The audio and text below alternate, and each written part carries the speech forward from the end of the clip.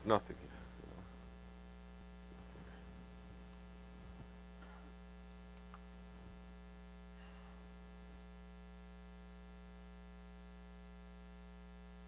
Okay, say. Bismillahirrahmanirrahim. How much is too much for a living? When does a lifestyle corrupt a person's journey to his Lord? Bismillahirrahmanirrahim. It's a very good question. Now I'm going to answer this question, Bismillahirrahmanirrahim, with the permission of my Shaykh, with his support, to a person who's asking it generally, who is not following a Shaykh. When does a lifestyle corrupt a person's journey to his Lord? That lifestyle will corrupt when the man falls in love with it. And you know that you don't have to read any book to understand. You don't have to ask anyone to understand if you're in love with the lifestyle you're leading or not.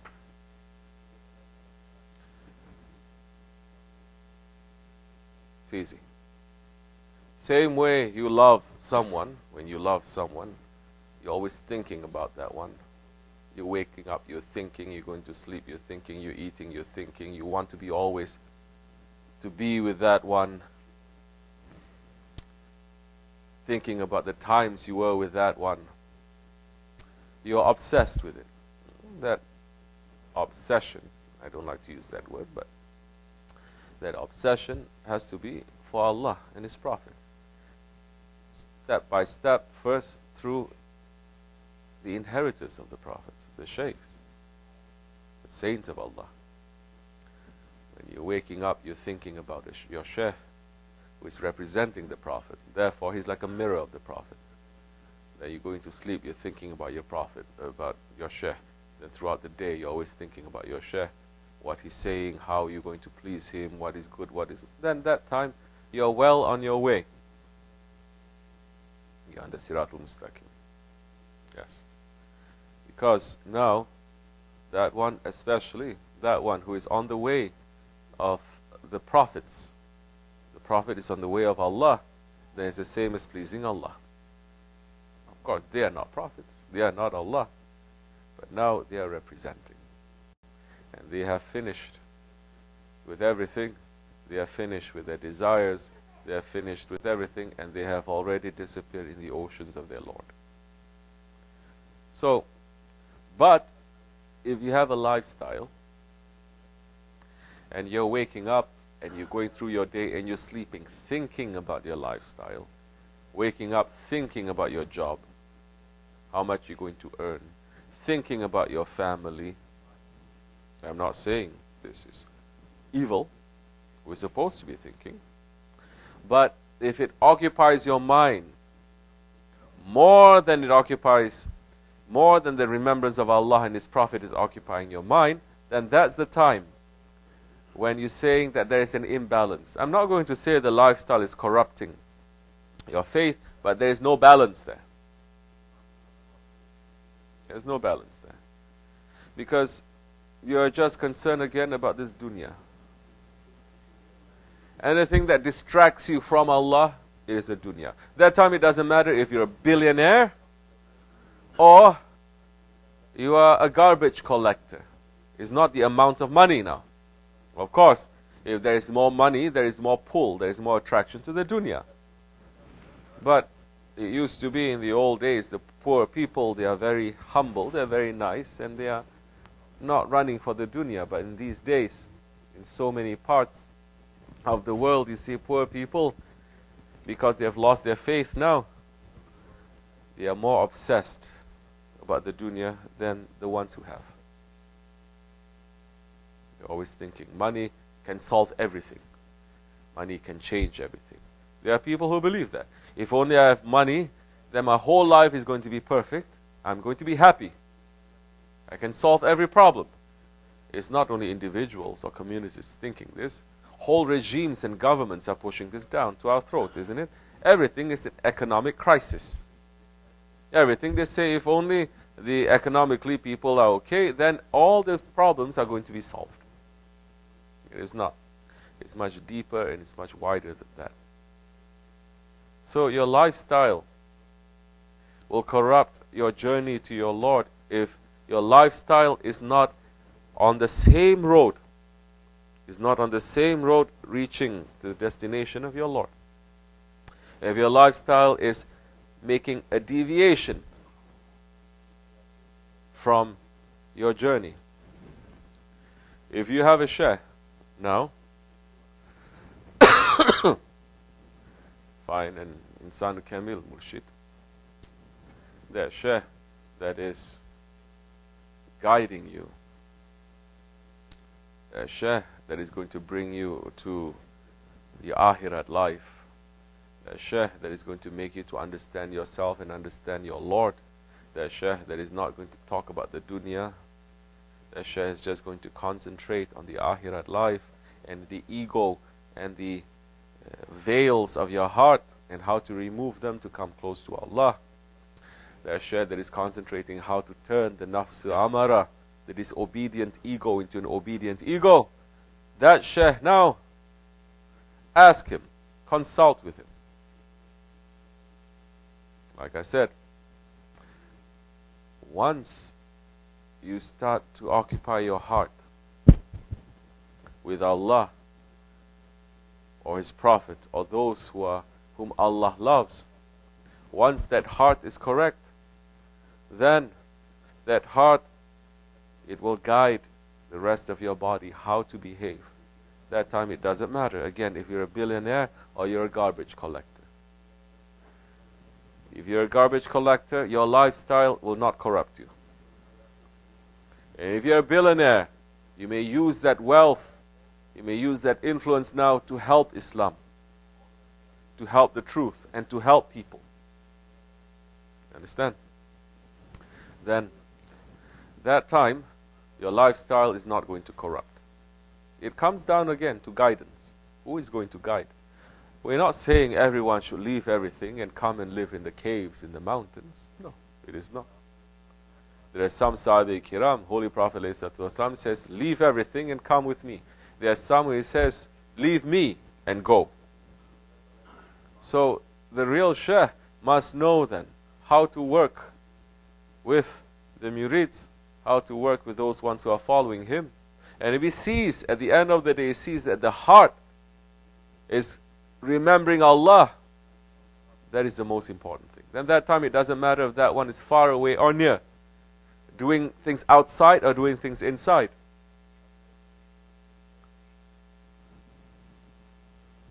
There was one Sahabi who was living with the Prophet, eating with him, praying with him, doing everything with him. But his heart was for the dunya. He was a Sahabi, Ibn Salama. His heart was for the dunya. He was every day, he was sweeping the masjid of the Prophet. And he asked, insisting over and over again. You understand? Insistence. Asking over and over again. Please pray that something open up for me, the dunya open up. Prophet ﷺ kept quiet and said, it's not for you. Don't you want to live like how your Prophet lives? Simple. But he's coming up with a lot of excuses. The majority of the Muslims now, they're also saying, no, if I get more money, I can help the ummah. That is wrong. First help yourself. Where you come up with such arrogance to say, I'm going to help the ummah. I'm going to help. So many people who say, I'm going to help, they end up not helping.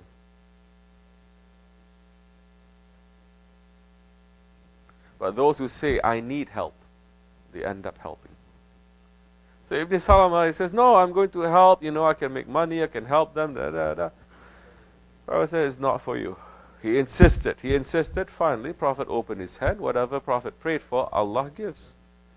Now Ibn Salama is a long story. He got into some property, some wealth, some animals.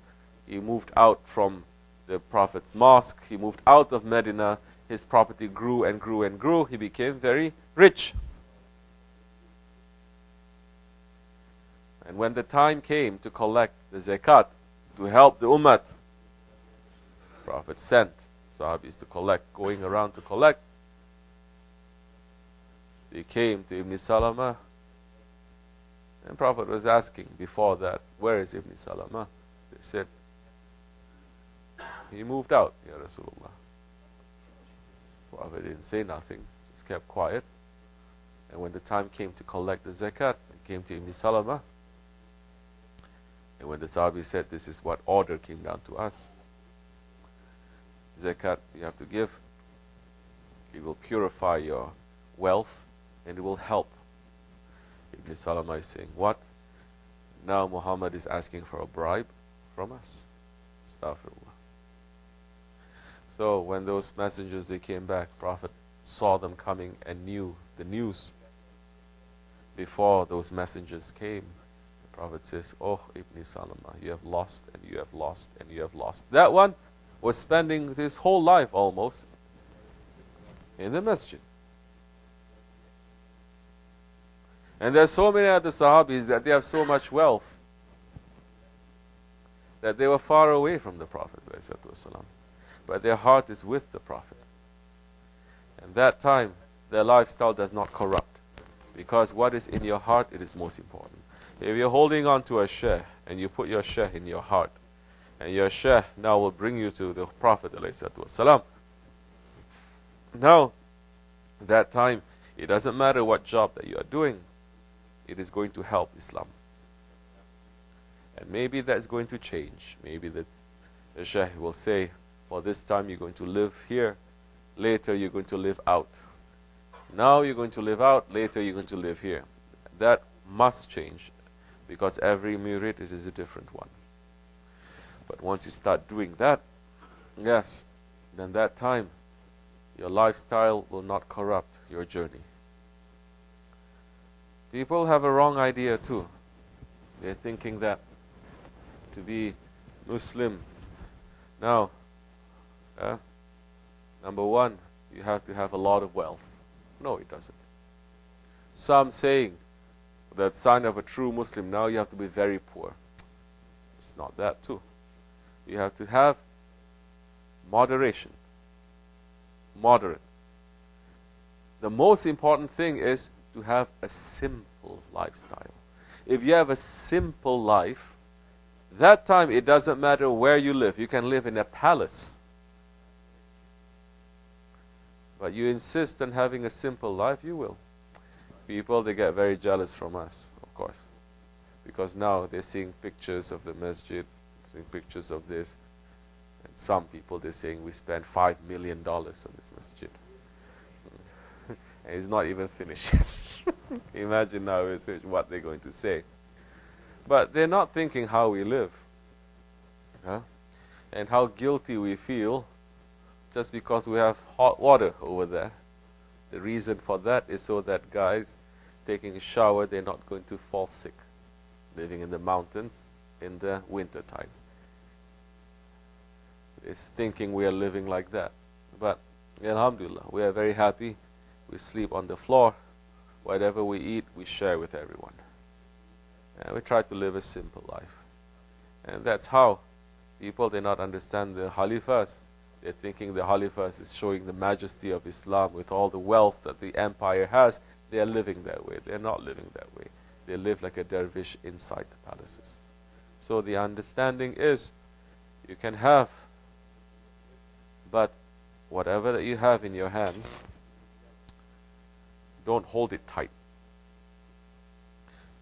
If you hold it tight, no more is going to come. Keep it loose. When it comes, it will come. And when it comes to your hand, it will flow out. And more will come because of that. Most important, whatever that is there, don't put it in your heart. Leave your heart only for Allah and His Prophet. Leave your heart only for those ones who are bringing you to Allah and His Prophet. That time, it's okay. Then your lifestyle will not corrupt your path to Allah, because you know what to do, and you have the guidance and the consultation, and that one will consult you. Say, this is not necessary. This is necessary. Now do this, spend this, buy this. Now this is not. Take this and do this. Inshallah Rahman, that time, there's going to be balance. Assalamu alaikum wa rahmatullahi wa barakatuh. Okay, give it the tea.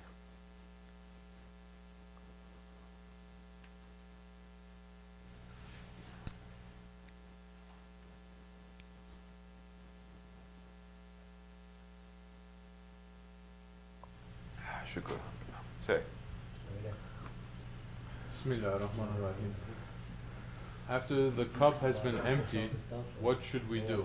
If the Shaykh is going to break the old cup, how should we prepare ourselves for that? Well, first you empty your cup, then you're going to clean it. After it's clean and it's empty, you fill it up again. That's all. You have a cup, right? You have a glass. Now, it's filled, it's dirty, and the inside is dirty. And we say to use it again, what do you have to do? You have to empty it, right? Then you wash it. After it's washed and it's clean, what do? You fill it up again. But now you fill it up with what your Shaykh is giving you. You fill it up with a spirituality. You fill it up with knowledge that is going to make you to understand your nafsu amara, to make it to a nafsu mutma'in. Yeah. That's what you're going to do. Leave breaking of the cup. That's for those ones who are really stubborn, and the dirt is everywhere, and we're saying it is very easy, just empty it. No. Just clean it. No, I cannot. Other people need to clean it, not me. Then we say, you know what, that cup is no good. You got to change it. May Allah not push us to that situation, because it's very painful, you know, for your heart to get smashed like that. But this is what you are doing willingly, to empty. When you enter into any higher knowledge, you have to empty the knowledge that you have learned before. Then later, when you are filling it up with clean knowledge, then they say, remember that knowledge that you had before? Now you understand the difference between clean and dirty. You may take some, because you've already strained and filtered it. You may take some, and you may use that. So, we are always in the process, no? That's why we are listening to Sohbat. Coming in, not with any old ideas, stubborn ideas, but coming in. We have to remember now, some of us have been here for some time, some of us have been here for decades. So now and again, it's important to bring ourselves to remember the time when first we met our Shaykh, and the kind of curiosity, the kind of love, the kind of enthusiasm that we are seeing him with, and how we are so thirsty, yeah, to put ourselves back into that situation, inshallah, so that our heart can absorb more. So good luck to you. May Allah make it easy for you. Assalamu alaikum. Have your tea.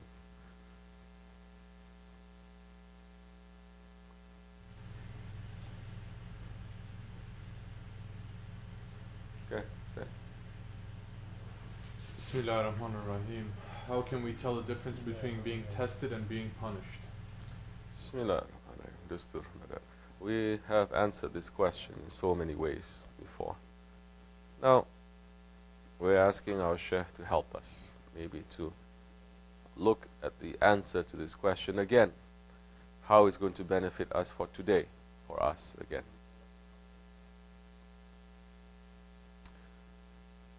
It is good manners for a believer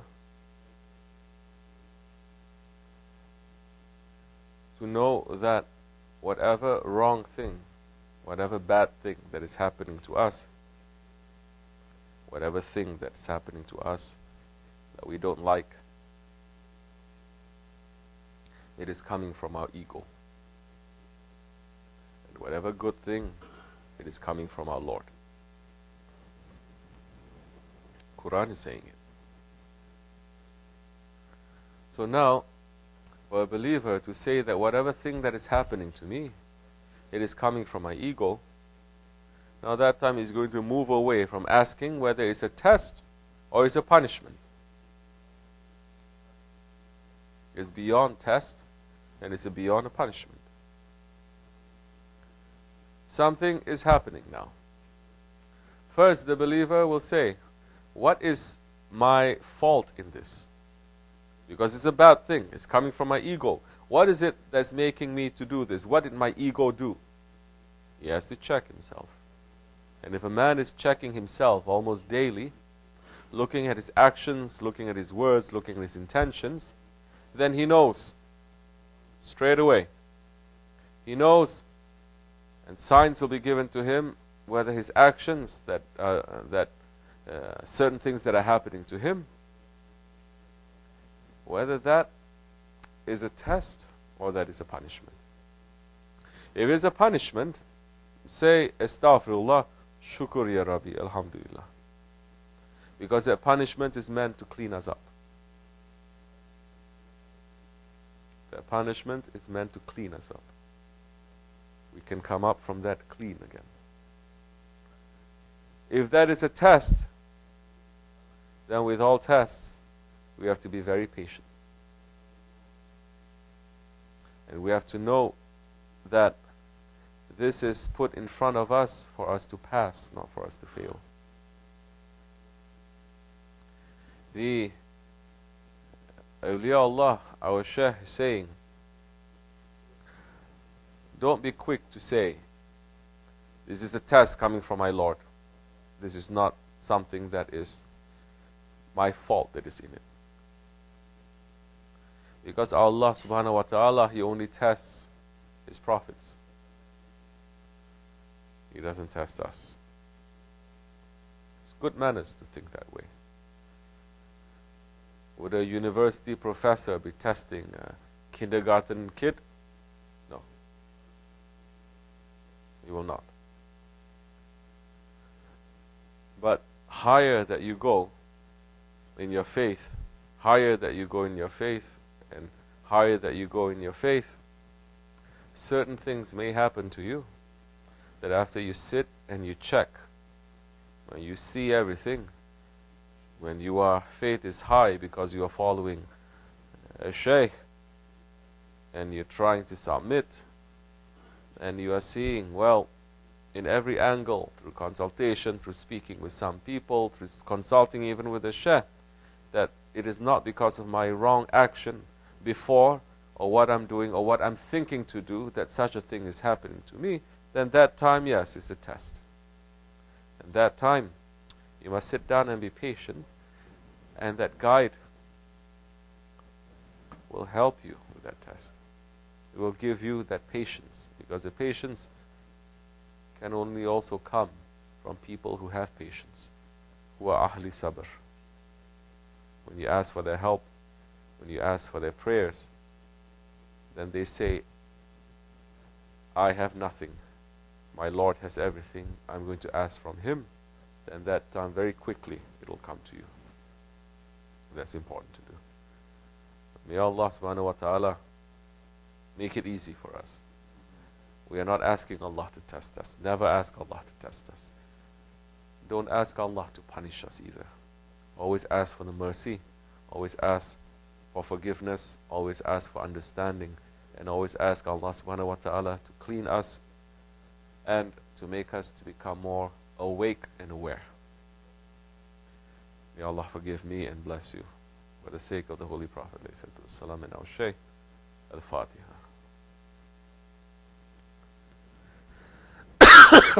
Ameen. Assalamu alaikum wa rahmatullahi wa barakatuh. Have a good day. I'll see you soon.